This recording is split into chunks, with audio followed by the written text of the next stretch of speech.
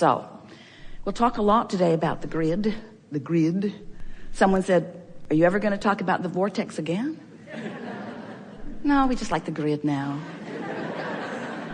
The vortex is the holding pattern where all that you've asked for is. The grid is your vibrational stance, and when you strike it right with who you are, when you strike that vibrational stance with the core of who you are, and therefore everything that you've put into your vortex, then everything that is in your vortex that is wanted flows in. Your grid fills in with what you call manifestations.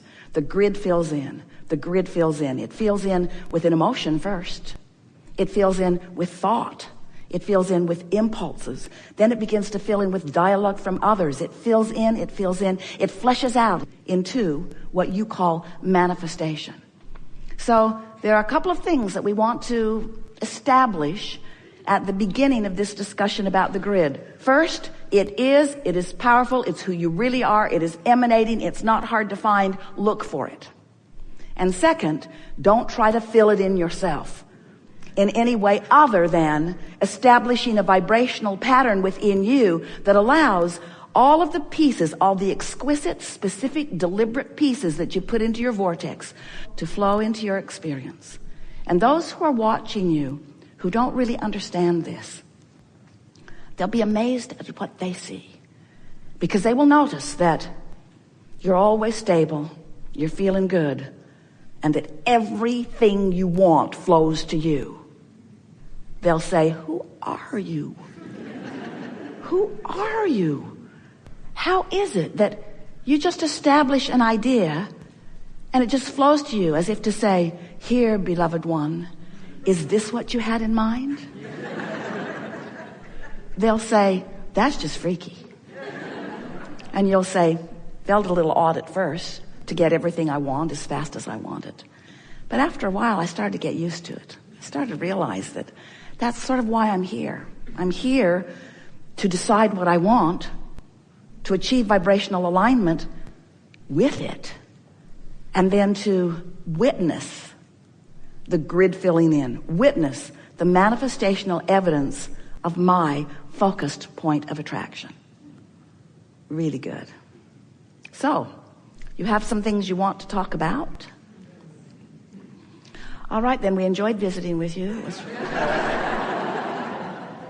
It's nice to know that as this gathering unfolds, that everything that's on your mind will be addressed. It is our promise to you. Now think about someone like that who has been living and flowing into the vortex, sending the rocket, sending the rocket, sending the rocket, surrounding themselves with others who have stimulating ideas. So sending off the rocket, sending off the rocket, sending off the rocket, sending off the rockets. Attending forums, talking with people in the know, having stimulating conversations, all satisfying and stimulating, but in the process giving birth to rocket, rocket, rocket, rocket, rocket. And then somehow finding alignment with what they've created in their vortex and the idea flowing. An idea that when the idea flows, they feel the magnitude of it. You can't feel the magnitude of a little idea. That's why step one matters so much. You want to parlay your vortex into high-flying, really strong, powerful desires. And then when you come into alignment with that, the magnitude of the feeling lets you know without any doubt that you have an idea that is worth pursuing. Nothing can keep you from following up on an idea like that. And then, of course, the ideas come and come and come and come. We're not just talking about an idea.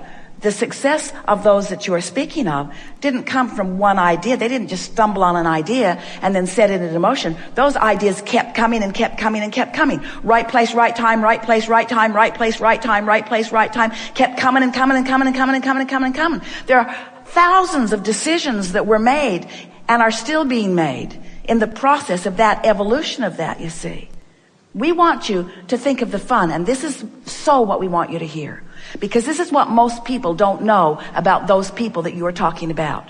Because most people who are standing on the outside of a creation like that think that, they just stumbled on an idea and then their fun started. Their fun started long before that idea hatched. They were having fun in the sifting and sorting. They were having fun in the speculation. They were having the fun in the picking the minds of others. They were having fun in the dreaming of what could be. They were having fun in the launching of the rockets. They were having fun in the tuning themselves into the alignment of it. You see, it's not just the culmination of something, because there never is a culmination. It looks like that to you if you're on the outside of it. Bam, it looks like boom, it just happened for that person. But the fun is in the molding of the energies, you see. It would be like someone creating a magnificent statue, and you say, oh, it must be really fun now that this is complete. And any artist would tell you, not that much fun now. Sort of done with that. But I'd sure like to show you the clump of clay I'm working on now. Say, well, that clump of clay doesn't look like much. I know, but this is where all the fun is. It's where all the fun is. The fun is in the becoming. The fun is in the discovery. The fun is in the alignment. The fun is in the new idea. The fun never stops, you see. It never stops. And so those people that you're speaking of, they still are flowing. They still are adding to it. And if they're not, then their whatever it was that they created is diminishing. And what we're wanting you to understand is that, yes, of course, you know what you don't want, but you also know what you do want. And the art of allowing, which is what we call these seminars, is about utilizing your emotional guidance system in order to recognize which end of the wave you're on every subject in the world. In other words, you, in the living of life and in the sorting through the contrast, you have launched a myriad of never-ending desires. And those desires are being held in a vibrational escrow by the larger part of you, who remains always on the knowing what I do want end of the vibrational stick. So you sort of understand, don't you, that you are more than you see here in these physical bodies. You are vibrational beings. You are source energy in physical form. You were non-physical energy before you expressed yourself here in this physical body. But when this you that you know as you was born into this magnificent physical body, the larger part of you still remains non-physically focused. Over time, man has tried to define that part of you. Sometimes you call it soul, or source, or God. We want you to understand that no matter what you call it, the larger part of you will always be non-physically focused, and the larger part of you will always be the holder of the leading edge desires that you have launched from your physical experience. In other words, sometimes physical humans have it backwards. They say, oh, non-physical is source-like, and it's all finished because it's not coming forth to suffer anymore. It's not coming forth to strive or to progress. And here we are, humble humans that we are, here serving our whatever it is, and learning and growing or climbing the karmic wheel or whatever. And hopefully we'll be able to prove ourselves worthy enough that we can return to heaven and never have to come back to earth again. And we say, you could not have it more screwy, because you are source energy, you are eternal beings, you are non-physical energy, and you love to send a part of that which is you into a leading edge experience where the environment can evoke from you new ideas of expansion, the evolution of all that is, not just the species on your planet, the evolution of all that is happening because of this leading edge time-space reality that you are focused within. So as you come forth and you are exposed to contrast and you know what you don't want, rockets of desires exude from you. And the non-physical part of you, that larger eternal part of you, rides that rocket and holds steady to that vibrational frequency. Now you're constantly amending it, but the source within you constantly holds to your new decisions. And every negative emotion that you ever feel, every single one, you or anyone you know, is because you have in your physicality expanded vibrationally to a new place. The larger part of you is holding to that new vibrational latitude, but negative emotion within you means you're not keeping up. You expanded, but your thoughts are still focused upon the contrasting environment that caused the expansion. It's like someone going to their mailbox, finding more bills than they can pay, feeling awful about it because they want to be responsible and keep their promises. They actually feel fear because they are focusing upon the exact opposite of what they want. They want prosperity. They're focused on the opposite of it. They want to be responsible and keep their commitments. They're focused upon not being able to do that. So as they focus on this reality, they feel negative emotion. Negative emotion, not because they're focused upon reality. Negative emotion because the reality that they're focused upon has them offering a different vibration than their desire. So they take the emotional hit, and we say, fine, nothing wrong with that, because in that exaggerated moment, you launched more rockets of desire. You asked for even more prosperity. You asked for even more ability to keep your promises to the financial lenders. You launched even more rockets to keep your commitments to yourself. You launched even more rockets, but are you following the train of those rockets? Are you making an effort to think about how nice it will be when the money catches up with the vibration? Or are you beating the drum, it's been this way too long? It's hard. I don't like this. It's not fair. It's that one's fault, and that one's fault, and that one's fault, and that one's fault. And we say, you have an option in every moment to lean in the direction of who you really are, or lean in opposition to who you really are. And every time you lean in opposition to who you really are, you feel worse. And every time you lean in the direction of who you are, you feel better.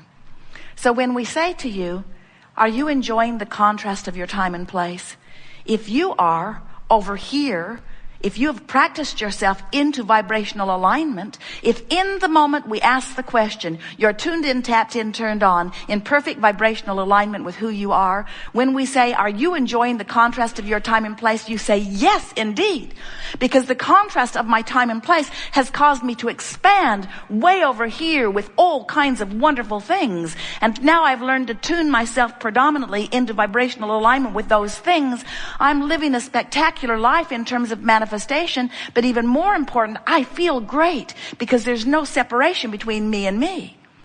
But if we ask the question, are you enjoying the contrast of your time and place? And you're standing way over here, launching rockets like crazy, but not lining up with them. I know what I don't want. I know what I don't want. I know what I don't want. I know what I don't want. Abraham, you've got to be crazy. Are you kidding? Why would I enjoy this contrast? This contrast sucks. Why would I enjoy being over here in a body that doesn't feel good, or in an experience that doesn't feel good? Why would you ask such a question? And we say, we ask the question because we know the benefit of your contrast and your asking. And we know also that the most exhilarating moments of your life experience are those moments between having launched a rocket and not being up to speed with it, but turning and going. That's where exhilaration is. That's where enthusiasm is. That's where passion is.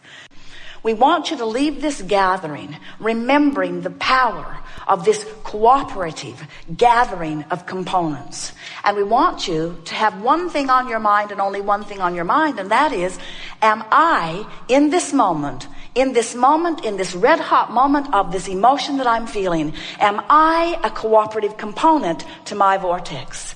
And if that will be the dominant question that you ask, then you will have an easy answer, because your emotions will let you know if you're a cooperative component or if you're still a holdout. And if you should discover in a moment of not positive emotion, but in a moment of negative emotion, that you are not a cooperative component, now you know exactly what to do. Just reach for thoughts that feel a little better. Reach for thoughts of relief. Tell the story in any which way, kind of way that you can tell it. Give yourself the benefit of the doubt. Look for reasons to praise. Look for reasons to appreciate. But find some way right now to get yourself in the vortex. And be like we were together with these people who sat here in the hot seat today. Don't give up on it just because the thought doesn't come immediately. Stay with the concept that you're going to get in the vortex. I'm going to get in the vortex. I'm going to get in the vortex. I'm going to get in the vortex. I'm going to get in the vortex because that's who I am. I'm going to get in the vortex because that's where I belong. I'm going to get in my vortex because that's where all the good stuff is, but I'm going to get into the vortex because that's the vibrational resonance that is truly who I am. And as you play this game just for a little while, people who are watching you, whether they're in or out of their own vortex, people who are watching you will notice the deftness with which you create your own reality. They will say to you, I just barely heard you commented about that, and here I see you totally involved in it. It seems that you no sooner have to speak it than the universe or something cooperates and presents to you the path for the creation of it.